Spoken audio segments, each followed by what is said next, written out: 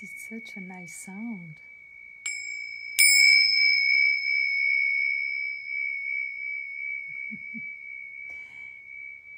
Bonjour, bonjour. Je vais faire cette vidéo live en français. En fait, lorsque je suis revenue de Thaïlande il y a quelques mois, j'ai fait une vidéo en anglais parce que j'étais malade, parce que mon corps était en crise de croissance, je dirais. Et en fait, j'ai énormément toussé quand j'étais en Thaïlande, et puis ça a continué quand je suis arrivée ici pendant une quinzaine de jours. Et en fait, je sentais bien que c'était relié. C'est pour ça que j'en avais parlé en anglais, mais je devais le faire en français, je ne l'ai jamais fait. Donc en fait, pour moi, dans mon histoire personnelle, ça a du sens parce que comme j'ai failli mourir à la naissance de problèmes pulmonaires, chaque fois que je suis dans un état quelque part de naissance, de quelque chose de nouveau, d'une page qui se tourne, je reproduis un peu le même schéma, c'est-à-dire que je me retrouve dans les mêmes circonstances où je tousse énormément. En fait, donc j'ai failli mourir à 3 jours. On m'a baptisée à la clinique parce qu'on pensait que c'était perdu. Et les suites de ça, c'est que j'ai eu de la bronchite chronique pendant 11 ans de ma vie. Et ça a été très très dur parce que 6 mois sur 12, je toussais. J'ai été soignée par homéopathie puisque j'avais ma grand-mère maternelle et ma tante chez qui je vivais la plupart du temps, en fait, étaient témoins de Jéhovah. Donc, il n'y avait pas de remède allopathique et pas de vaccin, pas de choses comme ça. Donc, en fait, j'ai été soignée d'une façon, je dirais, holistique, homéopathique, depuis toute petite.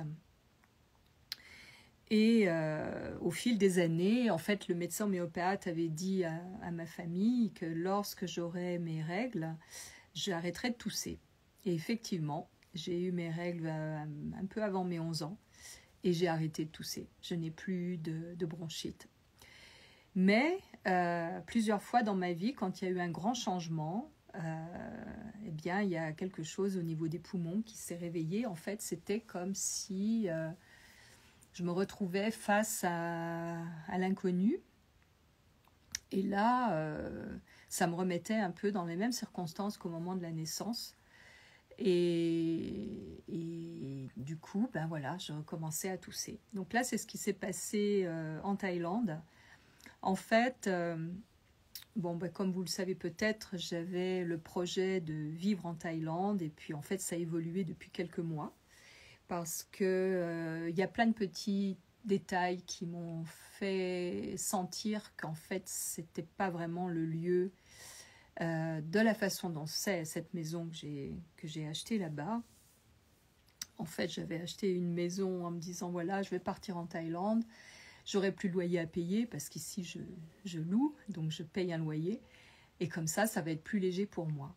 Et puis, en fait, je me suis rendu compte en vivant dans cette maison que j'aime beaucoup, mais je me suis rendu compte que ce qui était le plus important pour moi, c'était, je le savais déjà, mais bon, j'ai fait abstraction, je me suis dit, oh, ça ira, c'était la vue, parce qu'en fait, c'est quelque chose qui a toujours été, dans tous les appartements, les maisons où j'ai vécu, la vue était vraiment extraordinaire. Et là, la vue et surtout être entourée de la nature. C'est-à-dire que maintenant que j'ai goûté à ce qui se passe ici dans le désert où je suis entourée de nature, je vais dehors et c'est la nature sauvage. J'ai beaucoup de mal maintenant à être dans un environnement où il y a des maisons, même s'il y a de beaux arbres, une très belle végétation, c'est vraiment magnifique. Mais ça ne me correspond pas au niveau de ce que je recherche. Donc en fait, j'ai toussé beaucoup parce qu'évidemment, il y avait de la poussière, la maison était encore en travaux, tout ça, mais c'est au-delà de ça. En fait, ça a été vraiment la prise de conscience que quelque part, c'est pas juste pour moi et qu'il y a quelque chose qui m'irritait.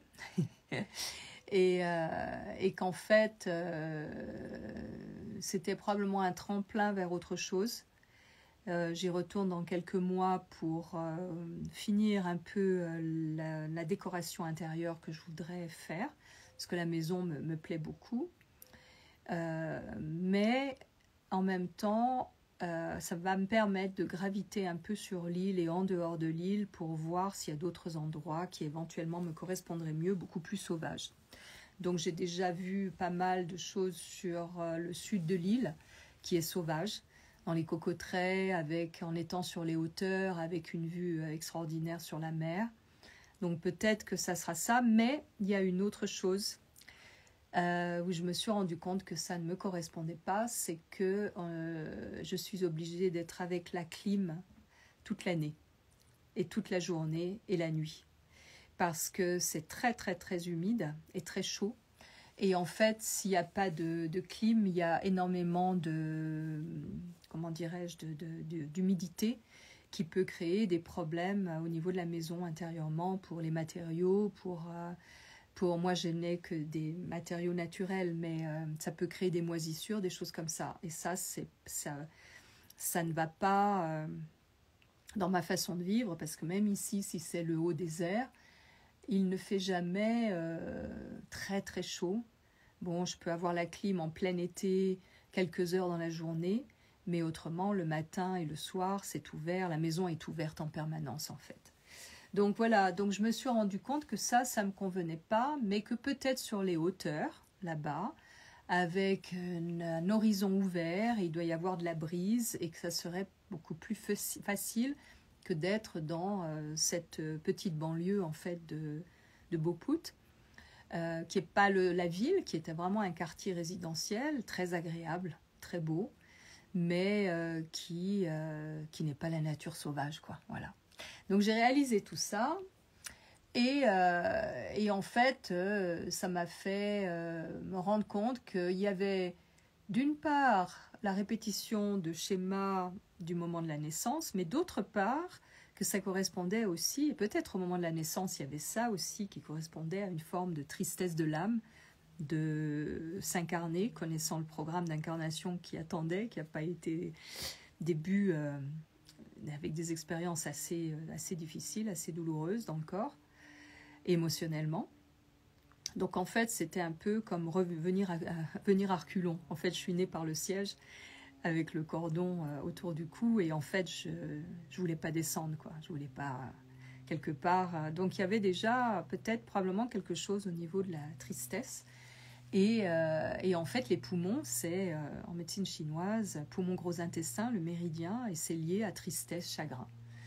Donc en fait, il y avait peut-être aussi la tristesse et le chagrin en étant là-bas, de voir qu'en fait, ça ne me satisfaisait pas, ça ne pouvait pas me rendre heureuse comme je le suis ici. Et du coup, j'ai décidé de rester plus longtemps ici dans le désert. Et du coup, voilà, je me retrouve avec toujours un loyer à payer, en plus des frais là-bas de la maison à payer.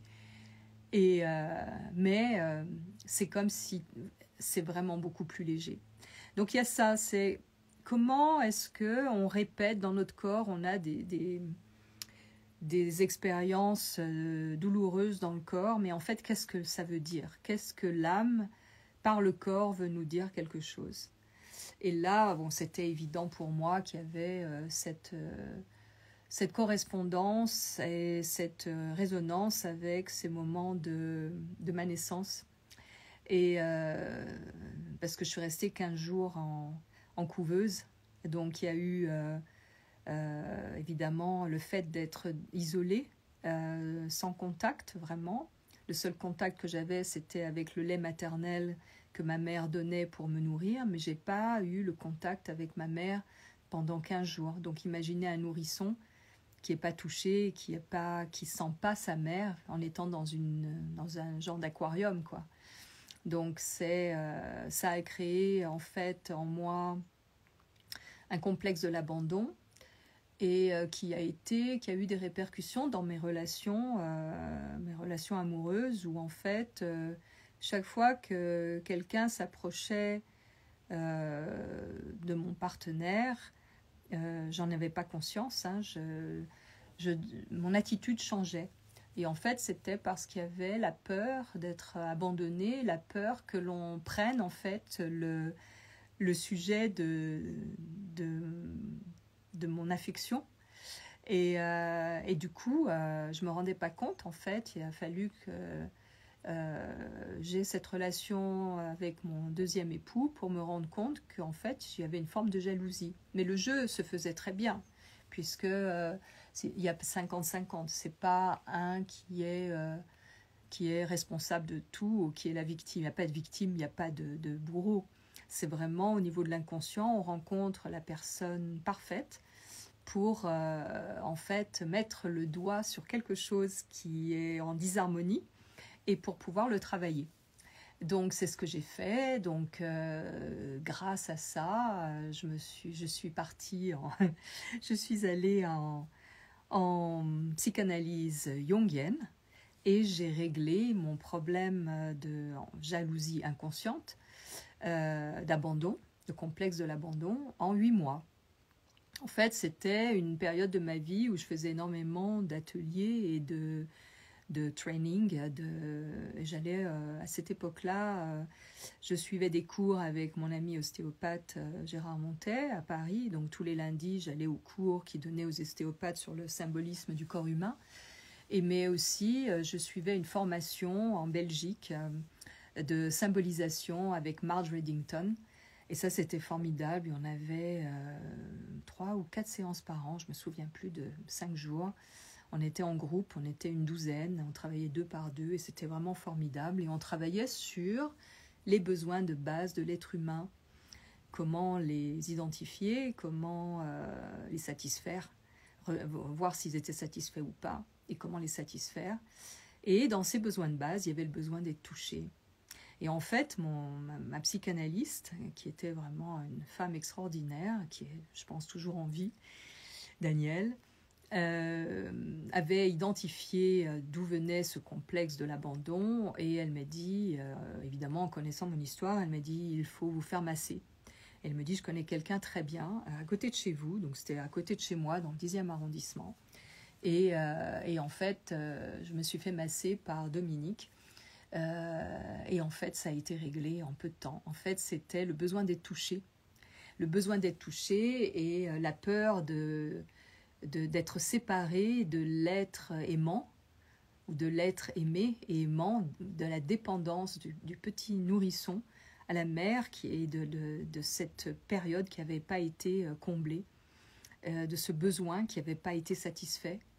Et donc, en travaillant avec la psychanalyse et avec donc Daniel m'a référé à Dominique qui était vraiment extraordinaire, qui avait une conscience, qui savait travailler au niveau de la mémoire cellulaire. Et donc, du coup, ça a été très, très rapide. Et comme par hasard, à cette période-là, dans ma formation en symbolisation avec Marge, on était sur le besoin d'être touché.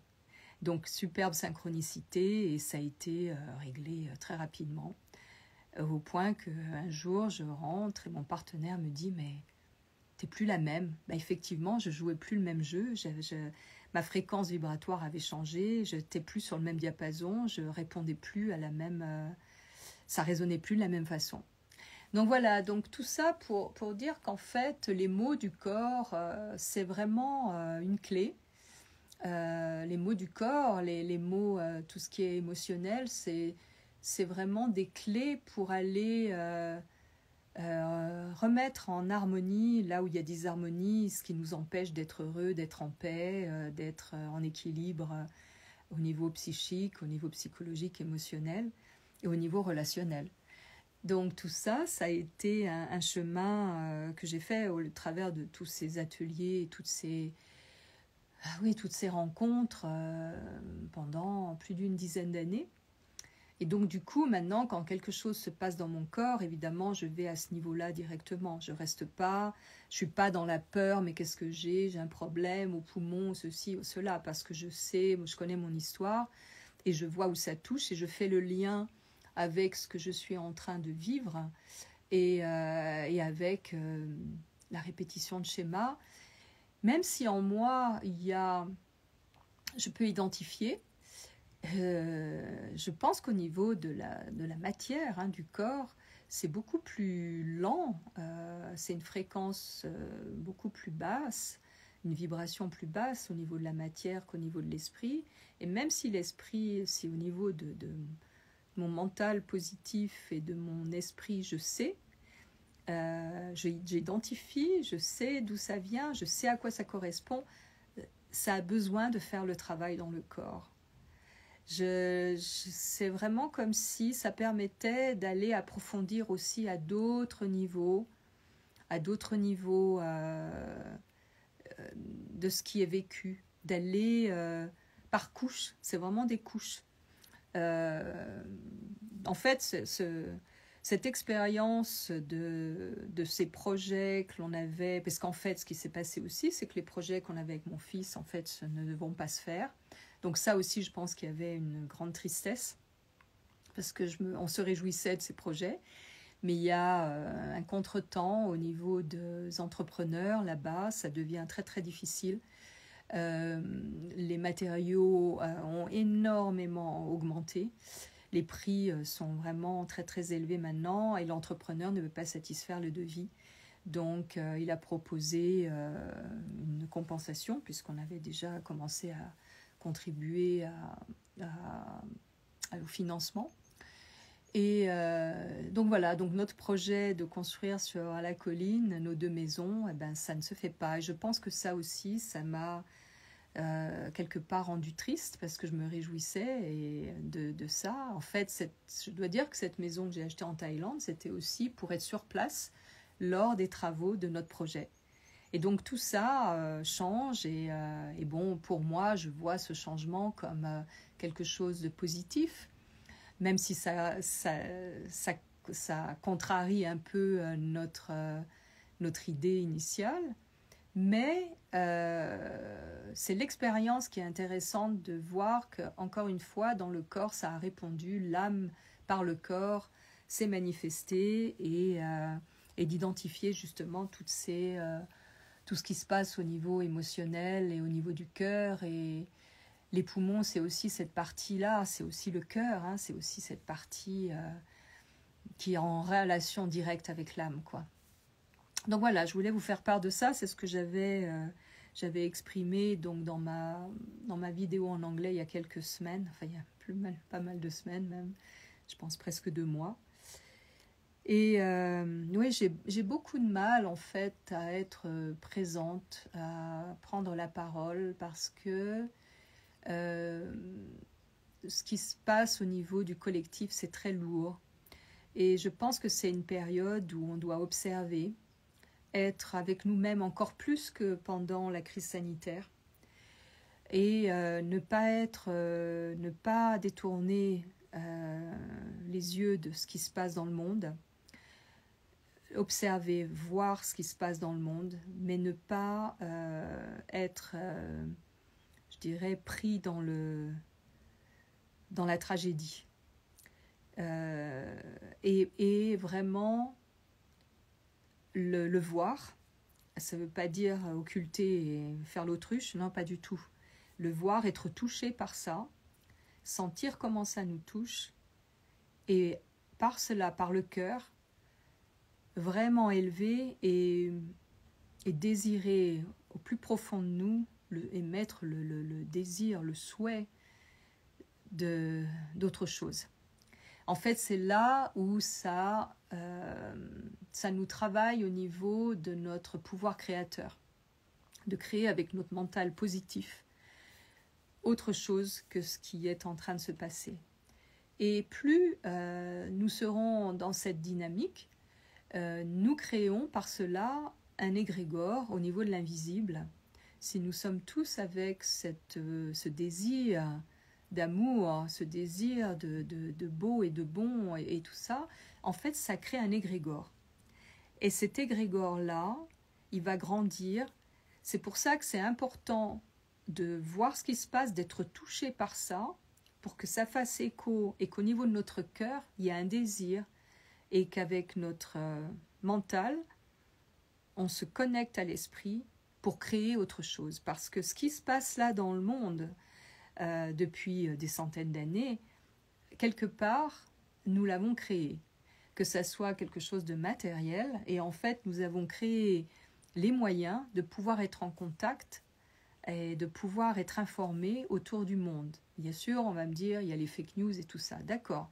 Mais on n'a jamais pu, dans l'histoire de l'humanité, être aussi rapidement au courant et au contact de ce qui se passe à l'autre bout du monde.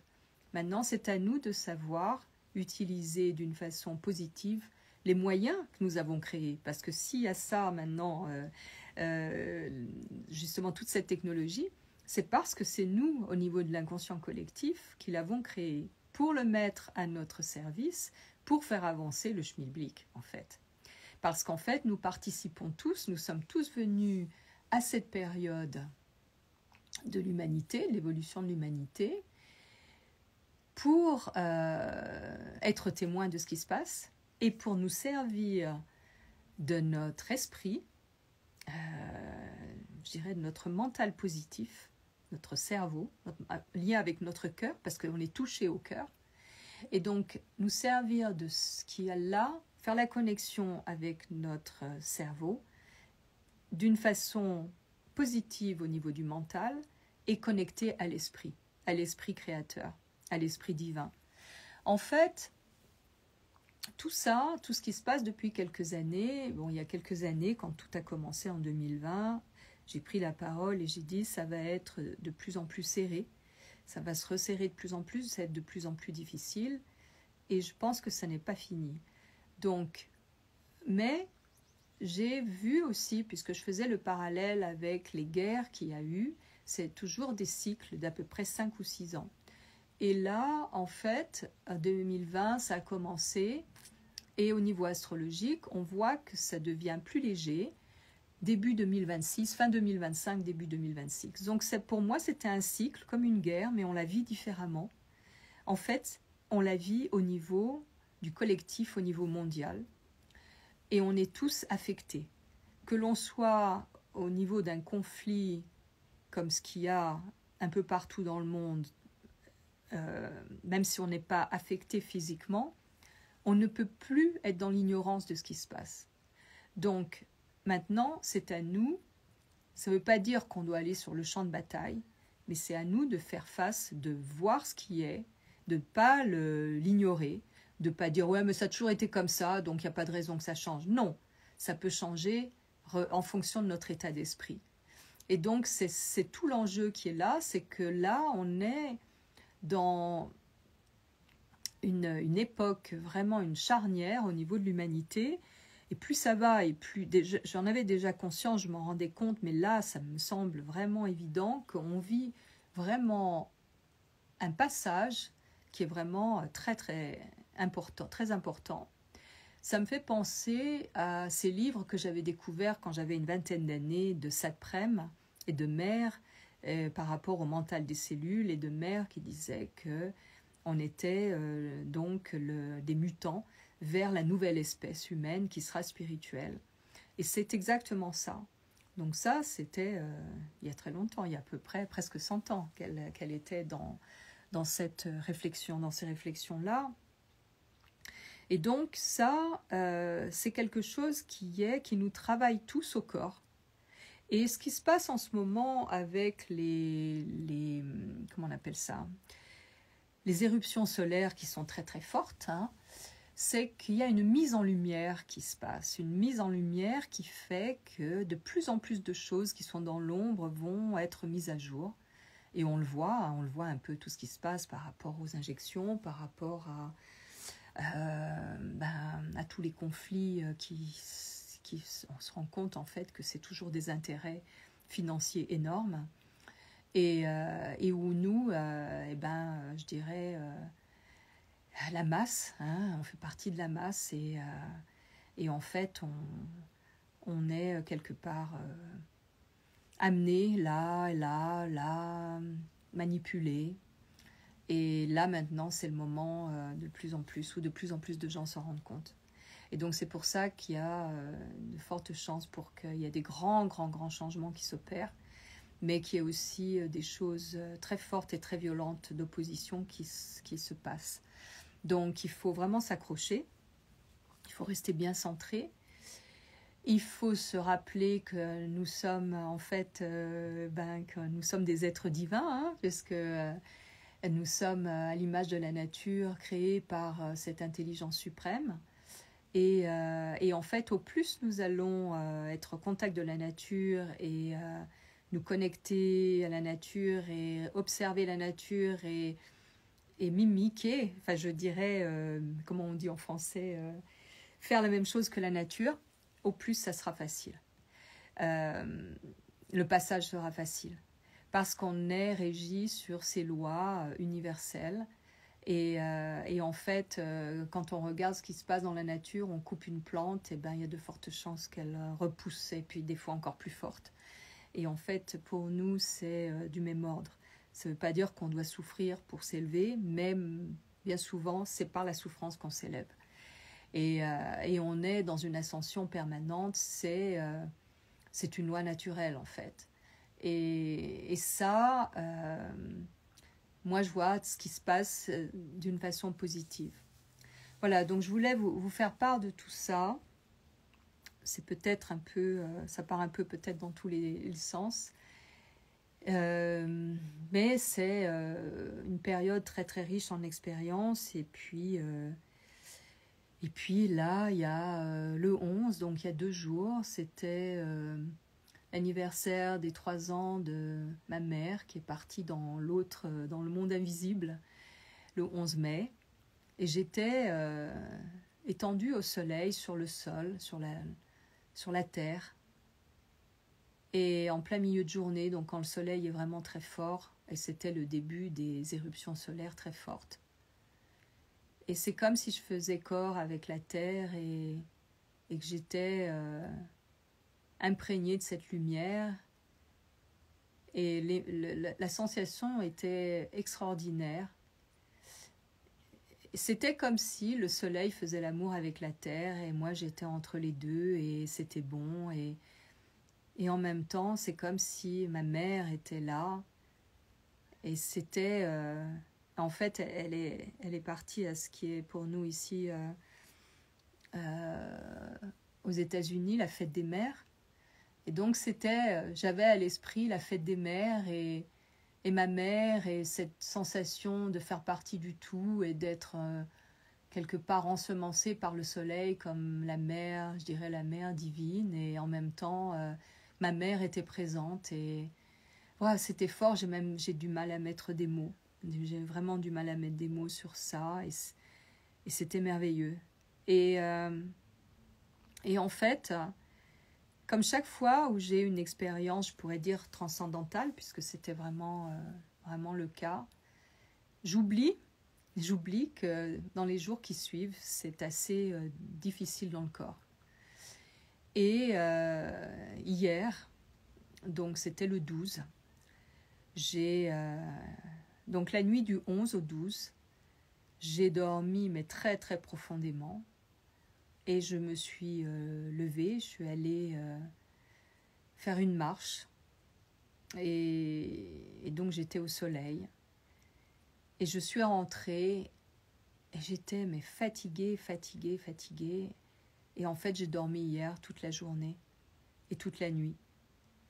Et là, je réalise qu'en fait, c'est ça. Chaque fois que je vis une expérience transcendantale où la lumière est très forte, il se passe quelque chose dans le corps qui a besoin d'intégrer, il y a une métamorphose qui se fait, il y a l'ADN probablement qui change.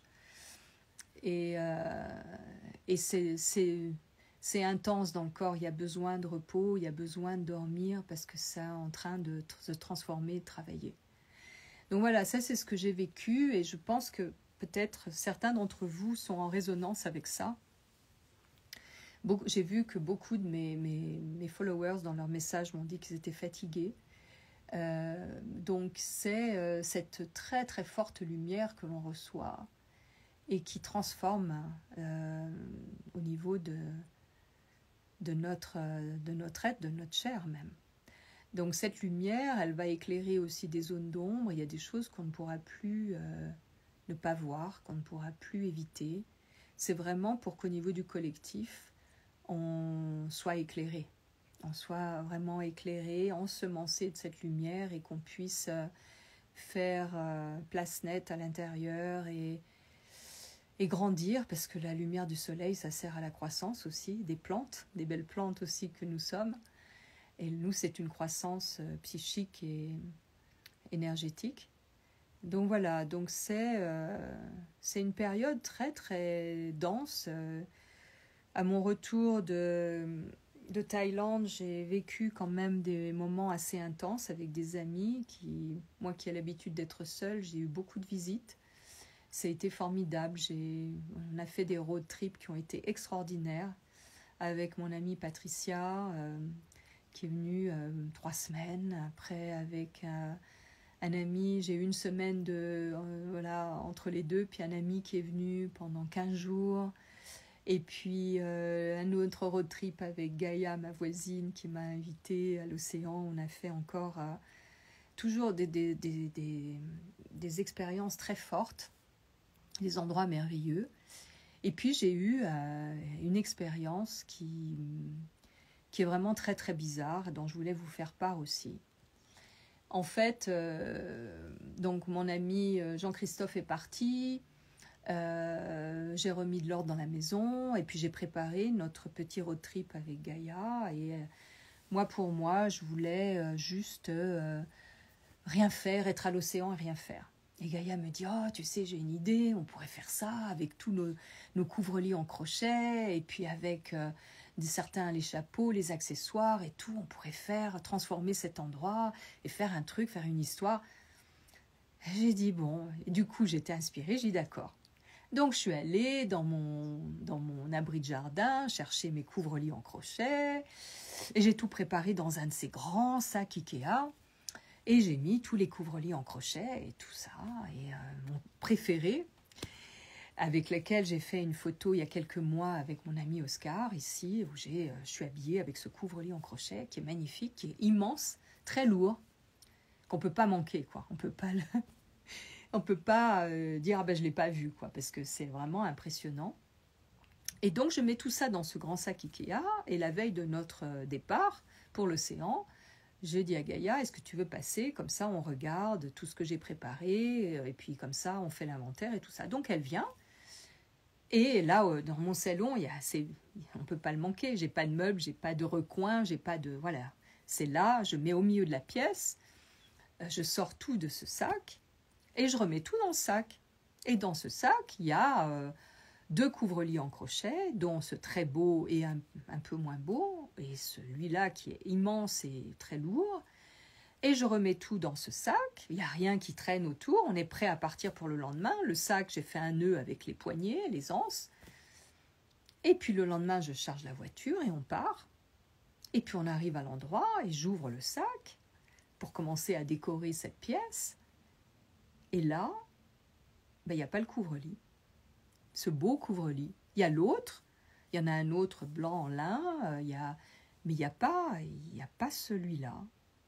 Et là, j'ai un moment de me dire, mais pourtant j'ai tout remis dans ce sac, où est passé ce couvre-lit? Je ne peux pas le manquer, il est énorme, il doit peser, s'il ne pèse pas 4 kilos, je veux dire, il est vraiment, puis il est gros, quoi, il est comme ça. Et là, il n'y a pas. Donc là, je commence à me dire, mais j'ai eu un blanc quelque part, qu'est-ce que j'en ai fait? Pourtant, il me semble bien, quand j'ai quitté, j'ai tout mis dans la voiture, je ne l'ai pas vu dans la pièce. Et je suis en train de me dire, j'ai eu une absence ou quoi? Donc je suis en train de... Et quelque part, je suis presque impatiente de rentrer pour voir si je ne l'ai pas oublié sur un de mes 2 fauteuils, là, et tout, non. En fait, voilà. Donc c'est un mystère. Parce que je suis rentrée et la première chose que j'ai fait, évidemment, c'est de chercher partout et je ne l'ai pas trouvé. Et donc là, je ne sais pas où est parti ce couvre-lit. Je ne sais pas dans quelle dimension.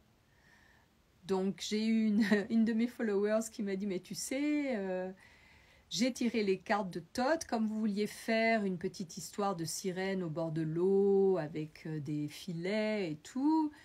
bah peut-être que la sirène, elle a eu peur d'être prise au filet, parce que le crochet, ça ressemble à un filet, et il faut que tu lui demandes, que tu la rassures, et que tu lui demandes de te rendre ton couvre-lit, entre autres.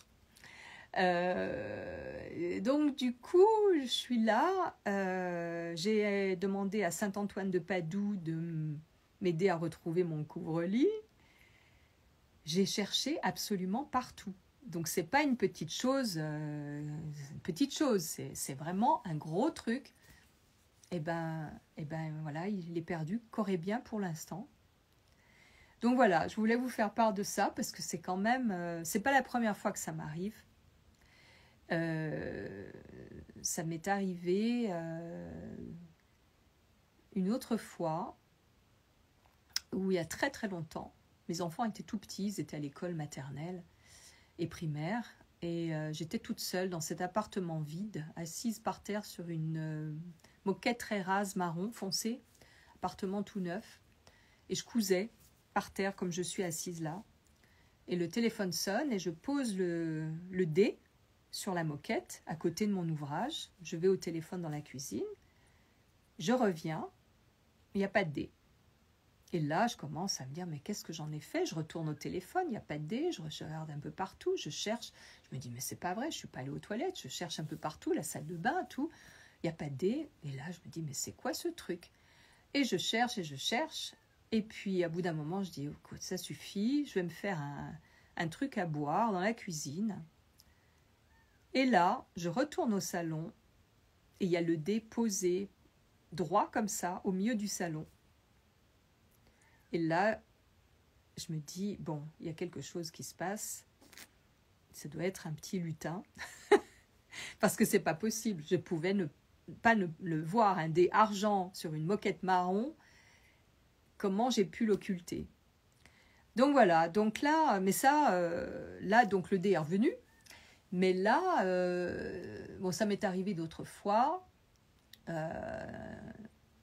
Mais où les choses sont revenues. Alors je me dis, est-ce que c'est moi qui suis partie dans une autre dimension, qui ai emmené ce truc dans une autre dimension? Est-ce que c'est... Je ne sais pas. Enfin voilà, je voulais vous faire part de ça, c'est peut-être un peu abracadabrant, mais voilà. D'ailleurs, j'ai eu pas mal de personnes qui m'ont dit qu'ils ont eu aussi ce genre de choses. Et parce que j'ai fait en anglais, donc j'en ai parlé. Et donc, je suis pas la seule. Donc voilà, donc c'est un grand mystère. Et si mon couvre-lit, en plus c'était mon préféré, il est magnifique, c'est une œuvre d'art, s'il revient, vous le saurez. Hein. Donc peut-être vous pouvez prier Saint-Antoine de Padoue avec moi pour m'aider à le retrouver. Peut-être que justement on peut créer un égrégore de masse qui va permettre de faire revenir mon couvre-lit préféré. Voilà. Donc si vous avez des questions, vous pouvez toujours m'envoyer des messages en privé.